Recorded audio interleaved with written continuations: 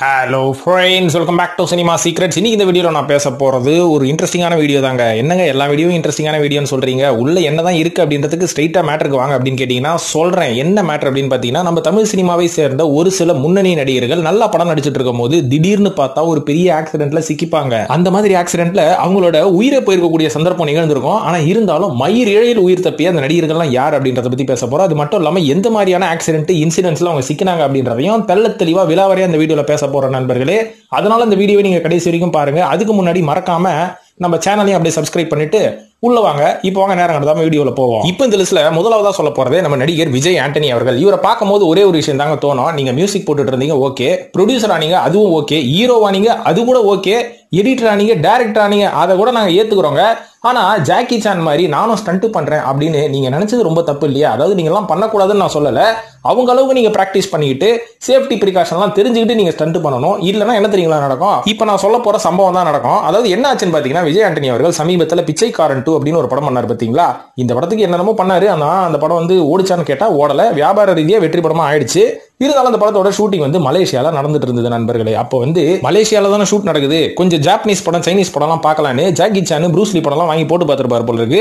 அதுல வந்து ஏதாவது ஒரு ஸ்டண்ட்ல இன்ஸ்பயர் ஆகி இவர் என்ன பண்ணிருக்காருன்னு பாத்தீங்கன்னா, அங்க ஒரு ஸ்டண்ட் காட்சி படமாக்கப்பட்டிருக்கு இவரோட படத்துக்கு. அப்போ ஒரு கடல்ல ஒரு ஜெட் ஸ்கை போட் அப்படின்னு சொல்லக்கூடிய ஒரு பைக் போட் மாதிரி இருக்கும் பாத்தீங்களா? இந்த போட்ல ஃபாஸ்டா போயிட்டு அப்படியே பறந்து போகணும் ஸ்டைலா. இந்த மாதிரியான ஒரு சீன் எடுத்திருக்காங்க. பக்கத்துல ஹீரோயின் வேற வந்திருக்காங்க. அதனால நம்ம விஜய் ஆண்டனி அந்த சீனுக்கு வந்து ஓகே, டூப்பே இல்லாம நான் பண்றேன் அப்படின்னு இருக்காரு. நல்லா போயிட்டு இருக்கும் போது அவரோட மைண்ட்ல வந்து ஜாக்கி சான் படம் ஞாபகம் வந்திருக்கும் போல இருக்கு. அப்ப என்ன பண்ணிருக்காருன்னு பாத்தீங்கன்னா, எதிரில அவருக்கு ஆப்போசிட்டா இந்த கேமரா போட் வேற வந்திருக்குதான். டக்குன்னு நம்ம போட்டு கிட்ட போயிட்டு அப்படி ஒரு ஸ்டண்ட் காட்டுவோமே முயற்சி பண்ணதான் தெரியுது. ஏன்டா பண்ணுவோம் அப்படின்ற மாதிரி யோசிக்க தோணி இருக்கு. ஏன்னா திடீர்னு எதிர்பாராத விதமா ஒரு பெரிய அலை வந்தோடனே அந்த அலையில முட்டி மோதி மனுஷன் மூஞ்சி கிஞ்செல்லாம் கிழிஞ்சி மூக்கெல்லாம் உடஞ்சி அவரோட தவடெல்லாம் உடஞ்சி கடலுக்குள்ள போயிட்டாராம். அதுக்கப்புறம் பாத்தீங்கன்னா ஆல் அவுட் அப்படின்ற மாதிரி தான் நினைச்சிருக்காங்க. அதுக்கப்புறம் தான் கொஞ்சோண்டு உயிர் இருந்தது அப்படின்னோடனே டக்குன்னு மலேசியா ஹாஸ்பிட்டல்ல கொண்டு போய் சேர்த்து அவருக்கு ட்ரீட்மெண்ட் கொடுத்து கிட்டத்தட்ட முகத்துல மட்டும் 9 பிளேட் வச்சிருக்காங்களாம். எப்படியும் உயிர் தப்பிச்சு வந்துட்டாரு. இந்த மாதிரி ஆக்சிடென்ட்ல மாட்டினவங்க மேக்சிமம் வந்து உயிர் தப்பிக்கிறது ரொம்ப ரொம்ப கஷ்டம். இருந்தாலும் நம்ம விஜய் ஆண்டனி அவர்களுக்கு இறைவன் அருள் இருந்தனால அந்த மாதிரி ஆக்சிடென்ட்ல இருந்து தப்பிச்சு வந்திருக்காரு. அதனால இந்த மாதிரி ஸ்டண்ட்ஸ் எல்லாம் பெர்ஃபார்ம் பண்ணும்போது ப்ராப்பரா ஒரு ஸ்டண்ட் கோஆர்டினேட்டரோட சேர்ந்து பண்ணணும். இல்லைன்னா பிராக்டிஸ் பண்ணிட்டு பண்ணணும். இல்லைன்னா விஜய் ஆண்டனி மாதிரி எல்லாராலையும் எந்த நேரத்திலையும் உயிர் தப்பிக்க முடியாதுன்றது விஜய் ஆண்டனி அவர்களோட ஆக்சிடென்ட்ல இருந்து தெரிஞ்சுக்கலாம். இப்ப இரண்டாவதா சொல்ல போற நடிகர் யாருன்னு பாத்தீங்கன்னா, நடிகர் விஷால் அவர்கள் தான். அடப்போப்பா, இவரு வந்து ரிஸ்க் எடுக்கிறதெல்லாம் ரஸ்க் சாப்பிடுற மாதிரி எல்லா படத்துலயும் ஏதாவது போய் விரல உடைச்சிக்கிறது, கை சுளுக்கு பிடிச்சிக்கிச்சு, முதுகு கிழிஞ்சிருச்சுன்னு ஏதாவது ஒன்று பண்ணிக்கிட்டே இருப்பாரு. ஆனா மயிரிலையில் எப்போ உயிர் தப்பினார் அப்படின்னு கேட்டீங்கன்னா, சமீபத்தில் வந்து மார்க் ஆண்டனி படத்துல தான். இந்த படத்துல எந்த ஸ்டண்ட்டுமே பண்ணாம உயிர் போயிருக்கும் இவருக்கு. அனாம்தா போயிருக்கும் உயிர். ஆனா அப்படியா பாஸ்? எந்த சீன்லயும் பாத்தீங்கன்னா இவர் வந்து ஒரு பெரிய அளவுக்கு ஸ்டண்ட் பண்ண மாதிரி தெரியலையே. ஒரு லத்தி அப்படின்ற ஒரு படம் கூட நடிச்சாரு. அதுல கூட பாத்தீங்கன்னா செகண்ட் ஹாஃப்ல சண்டை போட்டுட்டு இருப்பாரு. அதுல கூட இந்த மாதிரி ஏதாவது அசம்பாவிதம் நடந்திருக்கும் அப்படின்ற மாதிரி நம்ம யோசிக்கலாம். மார்க் ஆண்டனில எப்பப்பா அப்படின்னு என்ன கேட்டீங்கன்னா, கிளைமேக்ஸ்ல சிவனேன்னு படுத்திருந்தவங்க மேல லாரியை விட்டு ஏத்தி எலுமிச்சை பழத்தை நசிக்கிற மாதிரி என்ன நசிக்கிருப்பாருங்க. பக்கத்துல இருந்த எஸ் ஏ சூர்யா கூட என்னை எழுப்பாம அப்படியே ரிவர்ஸ் போயிட்டாரு. அதுக்கப்புறம் கூட இருந்த ஸ்டண்ட் மாஸ்டர்ஸ், அதாவது ஸ்டண்ட் கலைஞர்கள் தான் வந்து என்ன காப்பாத்தினாங்க அப்படின்ற மாதிரி சொன்னாரு. அதுக்கப்புறம் இந்த வீடியோ வந்து லீக் ஆனதுக்கு அப்புறம் தான் தெரியுது விஷால் அவர்கள் எப்படி எஸ்கேப் ஆனார்னு. அதாவது அந்த படத்தோட கிளைமேக்ஸ் காட்சி, அனகோண்டா காட்சி வந்து கொஞ்சம் படமாக்கப்பட்ட போது ஒரு ட்ரக் வந்து அப்படியே இடிச்சு நிக்கணும், அதாவது செவுத்துல இடிச்சு நிக்கணும். அதாவது அனகோண்டாவோட ட்ரக் படம் பார்த்தவங்களுக்கு தெரியும் நான் யாரை சொல்றேன் எதை சொல்றேன்னு. ஆனா அதுதான் அனகோண்டா ட்ரக் ஆச்சு. அதனால செவுத்திய முட்டிக்கிட்டு நேரா வந்து கேமராவை மோதுறதுக்கு வந்துக்குது. அதுக்கு முன்னாடி தான் நம்ம விஷால் அவர்கள் பப்பர் பேன் படுத்திருக்கிறாரு. கரெக்டா அது ஏத்த வரது கூட தெரியாம தத்ரூபமா நடிகரன்னு நடிச்சிட்டு இருந்த போது தான் டக்குன்னு பார்த்தா ஸ்டண்ட் கலைஞர்கள்லாம் அவரை கூட்டணி எஸ்கேப் பண்ணிருக்காங்க. இல்லைன்னா அந்த லாரி நம்ம விஷால் அவர்களோட தலையில ஏறி அனகோண்டா வழியா இறங்கிருக்கோம். அப்புறம் அவரும் போய் சேர்ந்திருப்பாரு. மயிரிழையில் அவரும் உயிர் தப்பிட்டு இருப்பா. இப்ப மூன்றாவதா சொல்ல போறதுதான் நடிகை யாஷிகா ஆனந்த் அவர்கள். இவங்க பண்ணது வந்து ரொம்ப ரொம்ப அட்டூழியம் அநியாயம் தாங்க சொல்லுவேன். ஏன்னா இவங்க மயிரிழையில் உயிர் தப்பிச்சாங்களோ இல்லையோ, அவங்களோட ஃப்ரெண்டு பாவம் அந்த ஆக்சிடென்ட்ல வந்து இறந்துட்டாங்க அப்படின்றது தான் ஒரு வருஷமா டாக் ஆஃப் த டவுனா போயிட்டு இருந்தது. என்ன மேட்டர்னு பாத்தீங்கன்னா, 2021 வருஷம் ஒரு சாட்டர்டே நைட்டு ஈசியால பார்ட்டி பண்ணிருக்காங்க யாஷிகா ஆனந்த் அவர்கள். அவங்களோட சேர்ந்து ஒரு 2 பாய் ஃப்ரெண்ட்ஸ், அதுக்கப்புறம் அவங்கள பாக்குறதுக்கு அமெரிக்கால இருந்து டிக்கெட் போட்டு வந்த வள்ளிச்செட்டி பவானி அப்படின்ற அவங்களோட நெருக்கமான ஃப்ரெண்டும் வந்துருக்காங்க. இவங்க எல்லாமே சேர்ந்து மகாபலிபுரத்துல மிட் நைட் பார்ட்டி பண்ணிட்டு ரிட்டர்ன் வரும்போது அதிவேகத்துல வந்துருக்காங்க ஈசிஆர்ல. அதாவது மிட் நைட்ல ஈசிஆர்ல வரதே தப்பு, அதுவும் அதிவேகத்துல வருது தப்பு. அது மட்டும் இல்லாம போதையில அதிவேகத்துல வருது எவ்வளவு பெரிய தப்பு அப்படின்னு கூட தெரியாம அதிவேகத்துல வந்து ரோடு குறுக்க இருந்த மீடியன்ல முட்டி கார் வந்து கிராஷ் ஆயிருக்குது. அதுல அவங்க ஃப்ரெண்டு டாப் எல்லாம் ஓபன் பண்ணிக்கிட்டு மேல காத்து வாங்கிட்டு வந்திருக்காங்க. அது இடிச்ச இடியில அவங்க வந்து அவங்களோட பாடி வந்து அந்த காரை விட்டு வெளியே தள்ளப்பட்டு அவங்க கீழே விழுந்து ஸ்பாட்லயே டெத் ஆயிருக்காங்க. அதுக்கப்புறம் இந்த கார் ஓட்டிட்டு வந்த நம்ம யாஷிக் ஆனந்த் அவர்கள் நிறைய பலத்த அடியோட கொஞ்சம் உயிர் தப்பிச்சிருக்காங்க அப்படின்ற மாதிரி சொல்லப்படுது. அதுக்கப்புறம் அதுல இருந்து அவங்க ரெக்கவர் ஆனதே வந்து பல மாசங்கள் ஆச்சு. அவங்களுக்கு ஹிப் ஃபிராக்சர்லாம் ஆச்சு. அதுக்கப்புறம் ரொம்ப நாள் கழிச்சு தான் அவங்க வந்து ரெக்கவர் ஆனாங்கப்பா. இருந்தாலும் அவங்க ரெக்கவர் ஆனதுக்கு அப்புறமே அவங்களுக்கு கோர்ட்ல இருந்து சம்மன் அனுப்பிச்சு அவங்களை அரெஸ்ட் பண்ணணும், அவங்களை வந்து நியாயமான பதில சொல்லணும் அப்படின்ற மாதிரி அந்த கேஸும் ரொம்ப நாள் போயிட்டு இருந்தது.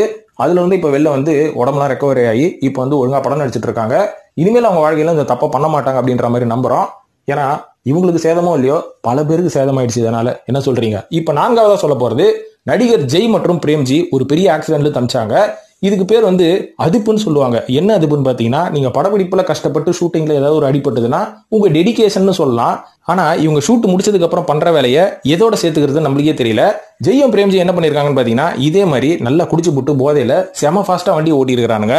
எங்க ஓட்டிக்கிறாங்கன்னு பாத்தீங்கன்னா ஈசிஆர்ல தான் எங்கேயோ ஓட்டி இருக்கிறாங்க. ஓட்டும் போது இதே மாதிரி குறுகுல நின்று இருந்த மீடியன் மேல மோதி அந்த காரம் வந்து பயங்கர லெவல்ல கிராஷ் ஆகி இவங்க 2 பேரும் ஸ்பாட்லயே காலி அப்படின்ற மாதிரி தான் எதிர்பார்த்தாங்களாம். திடீர்னு உள்ள போய் பார்த்தா 2 கைகளும் போதையில அப்படியே படுத்துக்கிட்டு மண்டையில லைட்டா அடி வாங்கிட்டு உட்கார்ந்து இருந்திருக்காங்க. கூட்டு போய் நியர்பை ஹாஸ்பிட்டல்ல சேர்த்திருக்காங்க. அதுக்கப்புறம் 5000 ஓவா மட்டும் ஃபைன் போட்டுருக்காங்க. இவங்களுக்கு எல்லாம் எவ்வளவு பெரிய ஃபைன் போடணும், ஆனா 5000 ஓவா தான் ஃபைன் போட்டுக்கிறாங்க. ஏன்னா நம்ம ஜெய் அவர்களுக்கு இதெல்லாம் புதுசு இல்லப்பா. எப்ப அரசியல் இதெல்லாம் சாதாரணன்ற மாதிரி ஜெய்னாலே ஆக்சிடென்ட்னாலே ஜெய் தான் விடுங்க. 5வதா சொல்ல போறது நடிகர் ஃபைசல் நாசர் அவர்கள். யார்ப்பா இவரு அப்படின்னு கேட்டீங்கன்னா, நாசர் அவர்களோட பையங்க. அவரை கூட வந்து நம்ம ஒரு சில படங்கள்ல பார்த்திருப்போம், சின்ன சின்ன கதாபாத்திரம். சைவம் அப்படின்ற ஒரு படத்துல நடிச்சிருப்பாரு. சோ இவர் கூட ஒரு பெரிய ஆக்சிடென்ட்ல இருந்து தப்பிச்சாருங்க. ஏன்னா இவர் வந்து ஈசிஆர்ல என்னப்பா இது ஈசிஆர்ல தான் நிறைய ஆக்சிடென்ட் ஆகுது, கவர்மெண்ட் ஏதாவது ஸ்டெப் எடுங்களேன், ஏன் அங்க ஆக்சிடென்ட் ஆகுதுன்னு இந்த மாதிரி ஈசிஆர்ல இருந்து ஒரு கார்ல போயிட்டு இருந்தாங்க 5 ஃப்ரெண்டுங்களோட. அப்ப அதிவேகத்துல போகும்போது எதிரில் வந்த ஒரு லாரி மேல நேரடியாக மோதி அந்த காரில் முன்னாடி அமர்ந்து கொண்டிருந்த ஒரு 3 பேர் இறந்துருக்காங்க, ஸ்பாட் டெத்து. பின்னாடி சீட்ல தான் நடிகர் நாசரோட பையனும் அவரோட ஃப்ரெண்டும் உட்காந்துட்டு இருந்தாங்க. அவங்களுக்கும் பலத்த அடியில அவங்க உயிர் தப்பிச்சிருக்காங்க. இல்லைன்னா மொத்தமா 5 பேரும் காலியா இருப்பாங்க. அந்த அளவுக்கு அதிவேகத்துல போயிருக்காங்க. எதிரில் இருக்கிற லாரியும் வந்து கட்டுக்கடங்காம வந்ததுதான் தப்பு அப்படின்ற மாதிரி சொல்றாங்க. சோ இந்த ஒரு பெரிய ஆக்சிடென்ட்ல இருந்தும் ஃபைசல் நாசர் அவர்கள் உயிர் தப்பியது மிகப்பெரிய அதிசயம் அப்படின்ற மாதிரி சொல்லப்படுது. இப்ப அடுத்ததாக 6வதா நான் சொல்ல போறதுதான் நம்ம தல அஜித் அவர்கள். ஏன்னா அவரோட லைஃப்ல வந்து ஷூட்டிங் ஸ்பாட்லயே ஒரு நிறைய ஆக்சிடென்ட்டை சந்திச்சிருந்தாலும் எதனாலன்னு பாத்தீங்கன்னா ஃபார்முலா 2 அப்படின்ற ஒரு ரேஸுக்காக மொராக்கோல போய் நம்ம அஜித் அவர்கள் அந்த ரேஸ்ல கலந்து கொண்டார். அந்த ரேஸ்ல வந்து நல்லா ஃபாஸ்டா போயிட்டு இருக்கும் போது இவருக்கு முன்னாடி போன ஒரு கார் வந்து அடிச்சு பறந்துருச்சுங்க. இந்த மாதிரி அடிச்சு பறக்கும் போது அந்த காருக்கு பின்னாடி தான் நம்ம அஜித் அவர்களோட காரும் வந்திருக்குதான். அப்ப அந்த கார் அடிச்சு பறந்துருக்குது. அதுக்கு பின்னாடி வந்த இன்னொரு கார் வந்து அந்த காரை மோதி ஃபயர் ஆக்சிடென்ட் ஆயிருக்கு. இதுக்கு பின்னாடி அஜித் கார் வந்திருக்கு. உஷாரா அஜித் அவர்கள் இந்த 2 காதலையும் மோதாம அப்படியே ஒரு யூட்டர்ன் அடிச்சுக்கின்னு நேக்கா வளைஞ்சு கிழிஞ்சு ஓடி போயிட்டாரு. இல்லன்னு வைங்களேன், அந்த கார் கிராஷோட சேர்த்து அஜித் அவர்களோட காரும் கிராஷ் ஆயிருந்தாருன்னா அஜித் அவர்களோட சோழியும் அன்னைக்கே முடிஞ்சு போயிருக்கும் அப்படின்ற மாதிரி சொல்லப்படுது. இருந்தாலும் நம்ம அஜித் அவர்கள் தான் ரொம்ப திறமையான ஒரு ஆள் இல்ல, அதனால அப்படி இப்படி எஸ்கேப் ஆயிட்டு இருக்காரு. இவரோட சேர்ந்து நம்ம தமிழ்நாட்டை சேர்ந்த பர்த்திவா அப்படின்ற இன்னொரு கார் ரேசரும் கலந்துக்கிட்டாரு. அவரு நேரில் பார்த்து தான் சொல்லியிருக்கிறாரு, இப்ப அஜித் அவர்கள் வந்து பயங்கரமா டிரைவிங் பண்ணனாலதான் அந்த இடத்துல இருந்து அவர் எஸ்கேப் ஆயிடுற மாதிரி சொல்லப்படுது. இருந்தாலும் அந்த ரேஸ்ல நம்ம அஜித் அவர்கள் 13வது இடத்தை பிடித்திருக்கிறார். பாருங்க எவ்வளவு பெரிய சக்சஸ் இல்ல, எவ்வளவு பெரிய அச்சீவ்மெண்ட் இல்ல. இப்ப 7வதா சொல்ல போறது நடிகை குஷ் சுந்தர் அவர்களை பத்தி தான். குஷ்பு சுந்தர் இவங்க எப்ப ஆக்சிடென்ட்ல வந்து மாட்டினாங்க, இவங்களும் ஃபார்முலா 4 ரேஸ்ல கலந்துக்கிட்டாங்கன்னு கேட்டீங்கன்னா, அவங்களுக்கு இருக்கிற பாடி கண்டிஷனுக்கு அவங்க வந்து ரேஸா கலந்துக்கிறது படமே நடிக்க முடியாது. இருந்தாலும் ஓகே, இன்னைக்கு சமூக சேவை செஞ்சுட்டு இருக்காங்க.